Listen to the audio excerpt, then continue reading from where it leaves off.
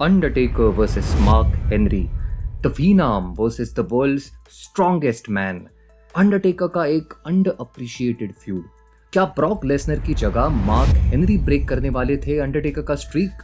क्या रेसलमेनिया 22 के बाद फिर से रेसलमेनिया 28 पर इनके रीमैच का प्लान था? क्या अंडरटेकर ने कभी हेनरी को टूम्बस्टोन दिया है? क्या रेसलमेनिया 22 पर एंगल वर्सेस टेकर का प्लान था? जानेंगे इन सारे सवालों के जवाब आज के इस वीडियो में.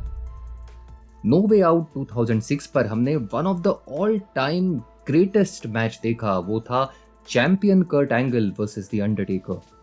यहां जब टेकर ने हेल्स गेट अप्लाई किया था तभी एंगल ने 3 काउंट के लिए उन्हें पिन कर दिया.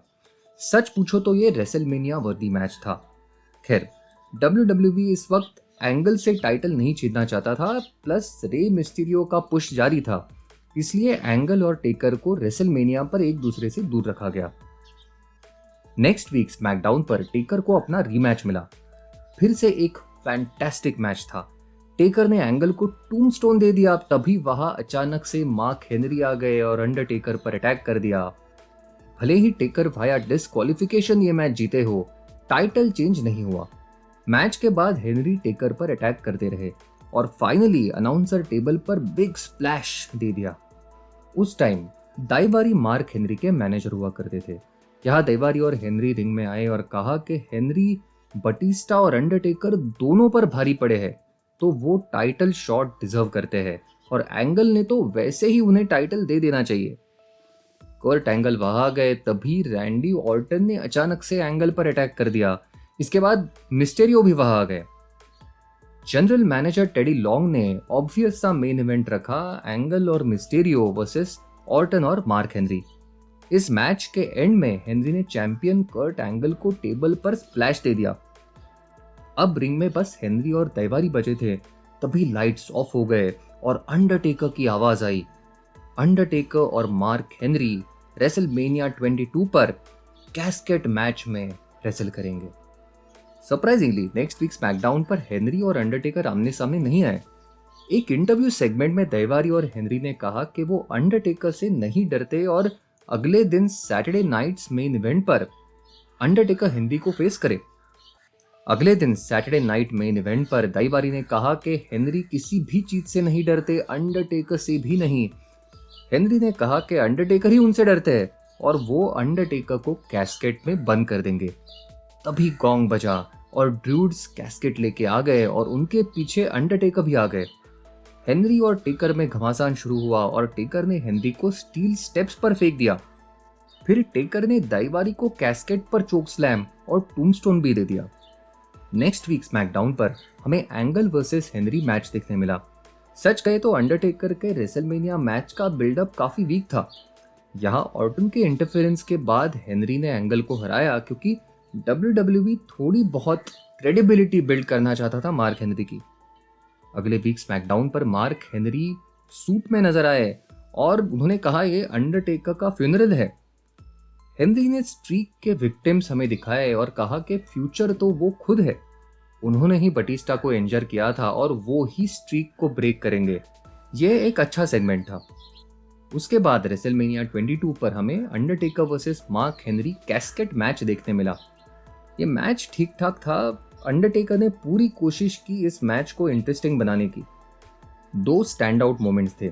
एक तो रिंग से कैस्केट के ऊपर अंडरटेकर की छलांग और दूसरा सबसे शॉकिंग मोमेंट था अंडरटेकर द्वारा हेनरी को टूम्बस्टोन देना. हेनरी को कैस्केट में बंद करके टेकर ने मैच जीता. बाद में एक इंटरव्यू में अंडरटेकर ने कहा कि मार्क हेनरी को टूम्बस्टोन देना उन्हें अब तक सबसे मुश्किल लगा है क्योंकि हेवी है वो. उस वक्त अंडरटेकर अच्छे शेप में थे और ये मूव कर पाए. वैसे कहा जाता है कि शॉकिंगली एक टाइम ये चर्चा थी कि शायद मार्क हेनरी वो हो सकते हैं जो स्ट्रीक ब्रेक करे. अच्छा हुआ ये हुआ नहीं, काफी ऑड होता. रेसलमेनिया 22 के इस मैच के बाद लगभग 1 साल तक हेनरी और टेकर आमने सामने नहीं आए. हाँ, स्मैकडाउन के कुछ मैचेस में उससे पहले और बाद में भी उन्होंने रेसल किया, बट ये विदाउट स्टोरी लाइन मैचेस थे. मई 11, 2007 के स्मैकडाउन का मेन इवेंट था world champion Undertaker versus Batista in a steel cage match for the world title. जैसे कि बटिस्टा और अंडरटेकर का रिकॉर्ड रहा है, दोनों का मैच जबरदस्त रहा. दोनों एक ही टाइम पर केज से निकले तो मैच ड्रॉ रहा, मगर मैच के बाद अचानक से वहां मार्क हेनरी आ गए और अंडरटेकर पर अटैक कर दिया। इस अटैक के बाद एज वहां आ गए और money in the bank cash in करके अंडरटेकर को पिन करके वो वर्ल्ड चैंपियन बने। दरअसल अंडरटेकर वो struggling with N arm injury और ये ब्रेक उनके लिए जरूरी था। अंडरटेकर वापस आए सितंबर 2007 के अनफॉरगिवन पर, जहां उन्हें सीधे मेन इवेंट में स्पॉट दिया गया मार्क हेनरी के खिलाफ।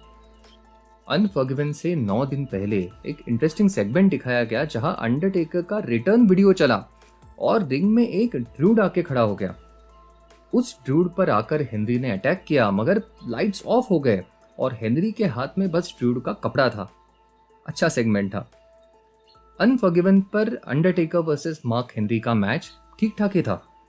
एंड में एक यादगार स्पॉट था जहां विंटेज अंडरटेकर स्टाइल उन्होंने कॉर्नर से मार्क हेनरी को लास्ट राइट दे दिया और मैच जीत लिया। और यहाँ ये शॉर्ट फ्यूड खत्म हो गया।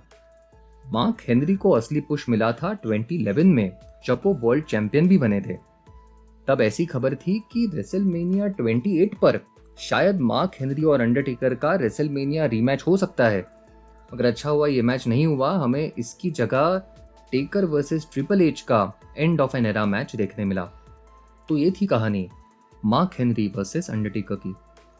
मेरे हिसाब से ये ठीक ठाक ही फ्यूड था और स्टोरी लाइन जितनी डेवलप की जा सकती थी उतनी नहीं की गई। रेसलमेनिया 22 पर इसे बस एक महीने का बिल्डअप दिया गया और 2007 में अनफॉरगिवन का इनका मैच महज एक फॉर्मेलिटी था और हेनरी का इन्वॉल्वमेंट बस टेकर को इंजरी स्टोरी लाइन में बुनने के लिए किया था। और उसके बाद अंडरटेकर इमीडिएटली टाइटल पिक्चर में बटिस्टा के अगेंस्ट चले गए। अगर आपको ये वीडियो अच्छा लगा तो आप डेफिनेटली लाइक कीजिए और ऐसे ही वीडियोस के लिए चैनल को डेफिनेटली सब्सक्राइब कीजिए। मिलते हैं अगले हफ्ते एक और कहानी के साथ। देखते रहिए रेसलिंग स्टोरीज।